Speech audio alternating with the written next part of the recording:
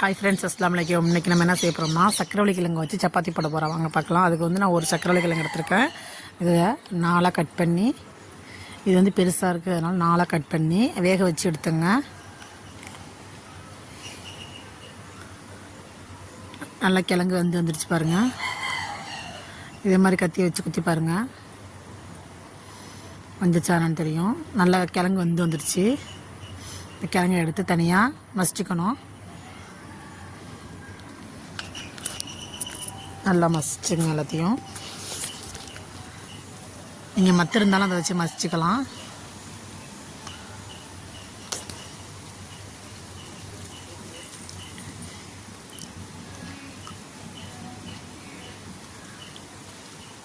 நல்லா மசிச்சுக்கிட்டு இதில் வந்து 2 கப்பு கோதுமை மாவு போட்டுங்க. நான் காமிக்கிற பார்த்தீங்களா பவுல், அதில் நான் 2 கப் எடுத்திருக்கேன்.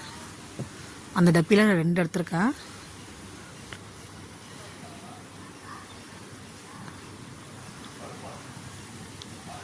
போட்டுட்டு அதில் வந்து வெங்காயம் நான் நிறையா அரைஞ்சி வச்சுருக்கேன் பாருங்கள். வெங்காயம், பச்சை மிளகாய், மல்லிக்கீரை இதெல்லாம் போட்டுங்க. போட்டு நல்லா மாவோட சேர்த்து பிசைஞ்சுக்குங்க. இதை வந்து சோம்புஜீரகத்தூளும் கொஞ்சம் போட்டுக்கலாம், போடுறதா இல்லை ஜீரகமும் இடித்து போட்டுக்கலாம். மிளகாத்தூள் போட்டுங்க. அதில் 1 ஸ்பூன் மிளகாத்தூள் போட்டிருக்கேன் நான். தண்ணி கொஞ்சம் கொஞ்சமாக ஊற்றி பண்ணிங்க. ஏன்னா நம்ம அதில் கிழங்கு போட்டிருக்கோம், வெங்காயம்லாம் போட்டிருக்கோம். சால்ட்டு போட்டுங்க. போட்டு நல்லா மாவு பிணைங்க. லாஸ்ட்டில் எண்ணெய் ஊற்றி பிணைஞ்சி வச்சுட்டு ஒரு 2 மணி நேரம் ஊறட்டும், இல்லை 10 நிமிஷத்துலேயே போடலாம். நல்லா தான் இருக்கும் நம்ம இதெல்லாம் போட்டனால. நல்லா ஊறிடுச்சு பாருங்கள்.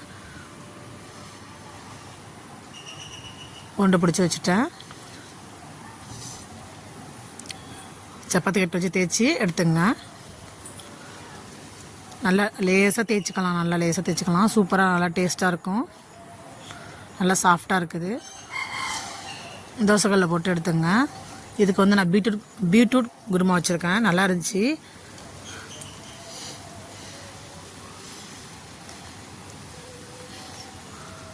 உருளைக்கிழங்கு குருமா வைக்காமல் பீட்ரூட்லேயே வச்சுட்டேன். ஏன்னா நம்ம இதில் வந்து சக்கரவள்ளி கிழங்கு போட்டு சப்பாத்தி போட்டனால சூப்பராக ரெடி ஆகிடுச்சு பாருங்கள். இந்த வீடியோ பிடிச்சிருந்தா லைக் பண்ணுங்கள், கமெண்ட் பண்ணுங்கள், ஷேர் பண்ணுங்கள், மறக்காமல் சப்ஸ்கிரைப் பண்ணுங்கள். சப்பாத்தி வச்சு பீட்ரூட் குருமாவில் கெட்டியாக வச்சுருக்கோம் பாருங்கள். இதை ஊற்றி சப்பாத்தி பிச்சு இதில் தொட்டு சாப்பிட்டுங்க. அப்படி தான் இருந்துச்சு, சூப்பராக இருந்துச்சு. இதில் வந்து பச்சை பட்டாணியும் பீட்ரூட்டும் போட்டு வச்சுருக்கேன். நல்லா இருந்துச்சு.